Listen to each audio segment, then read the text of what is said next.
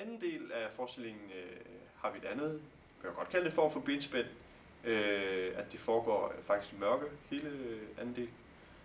Og det er den ene del af det. Den anden del er et tilfældighedsprincip, som vi har indført også, at vi er 3 mænd, 3 kvinder, der spiller i forestillingen, og vi går ud, os 3 mænd, 3 forskellige lokationer, og så ved vi ikke, før at lyset er slukket, og vi skal i gang med scenen, hvilken af de 3 kvinder, vi skal spille sammen med. Så det foregår i mørke, og vi har ingen anelse om, hvem det er, vi møder. Det har hun jo heller ikke.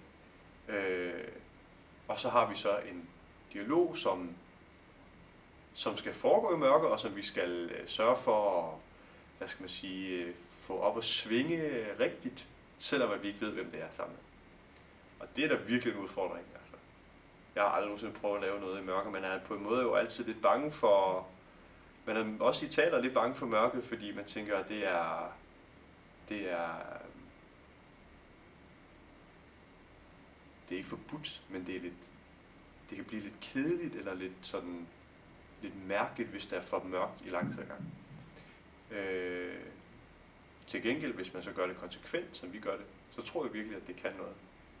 Altså det kan noget at blive taget ind i en verden, hvor man ved, jamen der er ikke mere lys end det her. Man kan måske lige ane eller skimte noget, og det kræver også noget af os som skuespillere at tænke, jamen nu skal vi, altså koncentrationen skal virkelig være 100% hele tiden. Fordi man kan ikke tillade sig, hvis man mister den, jamen så har man mistet det der specielle greb, man skal have for at være i sådan en stemning, som det er at spille i mørke.